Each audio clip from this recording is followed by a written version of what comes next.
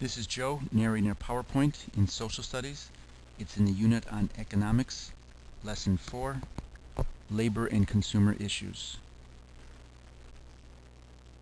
This lesson talks about some definitions of wages and benefits, how workers negotiate contracts, and how they must be flexible and adaptable to changes in the workforce requirements, and then how consumers must be vigilant to make sure that the products they buy are what they want and are safe. So compensation is what workers get. It's in the form of either wages and or benefits. So wages can be paid out as salary, where you get so much per year, and that's in the contract that you sign when you start working for a company. You can also be paid hourly, for example, $10 an hour, and you punch a time clock, or you sign in and sign out. Piecework is another way to be paid. In that system, for each product you turn out, you get so much money. So if you're a farm worker, you get paid by how many pounds of tomatoes you pick, or if you're a furniture maker, you might get $20 for each chair you assemble. Another form of wage is commission. That's where an employee is paid a certain percentage of the dollar amount of the products they sell. For example, many retail clerks work on commission in addition to a lower salary. Benefits are also part of compensation. So many employers pay for health insurance. They give you paid time off, like holidays, and a certain number of vacation days per year.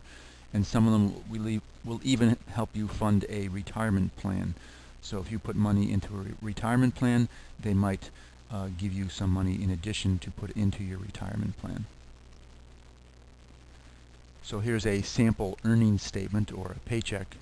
So this person on the left is getting gross wages for this pay period of $1,000. Down on bottom, it's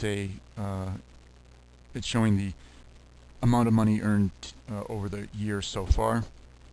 YTD means year to date. Gross is how much they're being paid. The year to date deductions are things like taxes, and then the year to date net pay is how much the person actually receives in their checking account. So on the right you see the type of deductions. FICA, med tax, that's the tax you pay for Medicare, so that when you turn 65 you'll receive some medical care paid for by the government. FICA SS tax, that's the Social Security tax.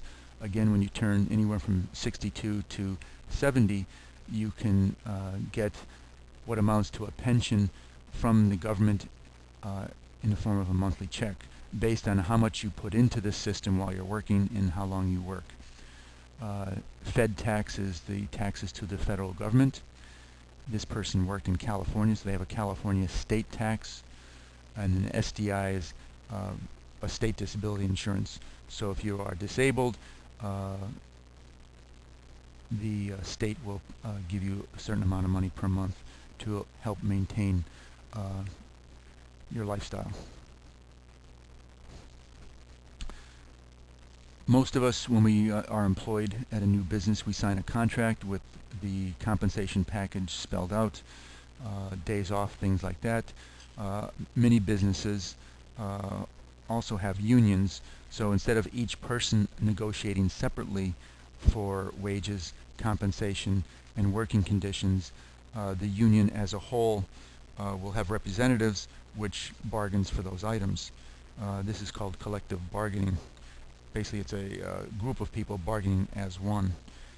If there's a disagreement on negotiations between unions and employers, the union can call a strike.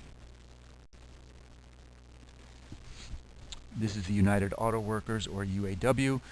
They were not happy with a compensation package, and they went on strike, which means they stopped working in an attempt to deprive the employer of earnings and force the employer to agree to their demands.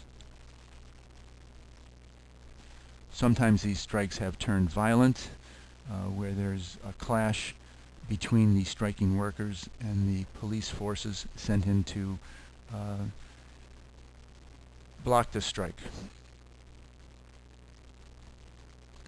The National Labor Relations Board is a federal agency that is set up to make sure that union elections are fair. They will investigate charges made against union bosses. They can sometimes decide cases, and they can help mediate between unions and employers to avoid confrontations like we saw in the last slide. The last paragraph talks about the responsibility of consumers. Consumers should read labels carefully, know what they're buying, and also read safety information that comes with anything they purchase. For example, you shouldn't run your generator inside a home because it may give off harmful fumes like carbon monoxide that can kill you. So there are many of these labels throughout our society on the things we buy, and they do help save lives. But some people think that there are too many signs and that we aren't thinking that the average person has enough judgment to take care of themselves. For example, here's a satirical sign: caution, this sign has sharp edges, do not touch the edges of this sign. It's a joke, but many people do feel that there's too many regulations, too many signs, and too much disrespect for the judgment of the average citizen. That's it for page 464 in the Kaplan book.